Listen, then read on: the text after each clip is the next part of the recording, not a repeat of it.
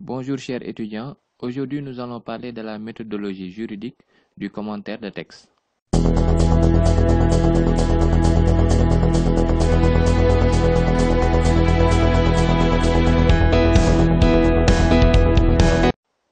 Le commentaire consiste à analyser un texte, à expliquer, à le restituer, à en dégager la portée. Il s'agit de ce fait d'un exercice destiné à donner le sens et la portée d'un texte bien déterminé, de développer et de l'approfondir à l'aide des connaissances acquises, les idées qui sont contenues dans le texte à commenter. L'exercice peut porter sur une doctrine ou sur un ensemble de textes d'auteurs différents portant sur le même thème. Cela soulève le problème du contenu du commentaire de texte et de la méthodologie d'élaboration du commentaire. Le commentaire de texte, comme la dissertation, comprend seulement l'introduction et le développement, donc pas de conclusion. La rédaction de l'introduction. La méthode proposée ici est intitulée Ad Napija. A comme auteur du texte, D comme date du texte, Na comme nature du texte, P comme plan de l'auteur, I comme idée générale, J comme justification et A comme annonce de son propre plan. L'introduction doit être plus ou moins longue, minimum une page et demie. De manière facultative, on peut commencer par une approche, par exemple une citation, un jeu de mots ou un élément d'actualité, mais évitez de mettre un bout du texte. La phrase doit avoir un rapport avec le sujet. L'introduction du commentaire de texte commence par l'auteur.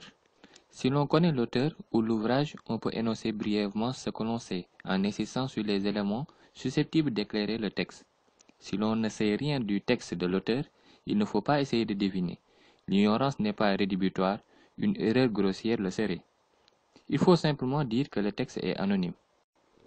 Ensuite, la date du texte. Dire en quelle année est le texte, si la date nous est communiquée bien sûr. Maintenant, la nature du texte. Dans un commentaire de texte, la nature du texte est souvent doctrinale. C'est la partie dans l'introduction qui différencie d'un commentaire de texte à un commentaire d'article dont la nature est législative. Maintenant, le plan du texte. On présente le contenu du texte, résumer les idées principales du texte de manière à éclairer le correcteur sur les points importants. C'est le plan de raisonnement de l'auteur. Diviser les différentes idées développées par l'auteur et donner un titre à chaque idée. L'idée générale du texte. C'est l'idée qui semble parcourir tout le long du texte. La justification. On justifie le plan en posant les sous-parties A et B du grand 1, puis les sous-parties A et B du grand 2. Annonce du plan. L'annonce explicite de votre propre plan. Annoncez les deux grandes parties, grand 1 et grand 2, à ne pas confondre avec le plan de l'auteur. Maintenant, parlons du développement du commentaire de texte. Le développement est le reflet de l'idée générale du texte et la restitution des deux grandes parties, grand 1 et grand 2. Ainsi, le développement se présentera comme suit. Grand 1 titre, chapeau qui annonce le grand 1 en expliquant quels seront le A et le B. A titre, rédaction de plusieurs paragraphes, transition entre A et B. B titre, rédaction de plusieurs paragraphes, transition entre grand 1 et grand 2. Grand 2 titre, chapeau qui annonce le grand 2 en expliquant quels seront le A et le B. A titre, rédaction en plusieurs paragraphes, transition entre A et B.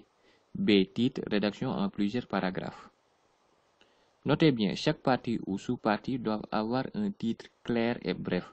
Pas de verbe conjugué, pas de conjonction de coordination, utilisez que des groupes de mots.